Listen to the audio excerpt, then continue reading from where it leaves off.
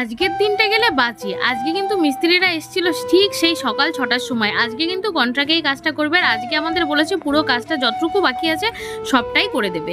মানে আজকের দিনটা গেলে পরে সত্যি কথা ঘর বাড়িটা পরিষ্কার করে নিলে পরে একটুখানি শান্তি পাবো। সকাল সকাল আবার গেছিলাম আমি ঘুম থেকে উঠে বাজারে, মানে আগের দিন যে নাইটিগুলো নিয়েছিলাম শুক্রবারে ওগুলো একটুখানি বড় হয়ে গেছে বলে ওগুলো চেঞ্জ করতে গেছিলাম। আর বাইরে থেকে দেখো ঘরটা কত সুন্দর লাগছে, দেখেই মনে হচ্ছে যেন যে আলাদাই একটা সৌন্দর্য চলে এসছে। হতে পারে আমার ঘরটা অনেক ছোট, কিন্তু এটাকেই আমার কাছে একটা স্বর্গের থেকে কোনো অংশে কিন্তু কম মনে হয় না।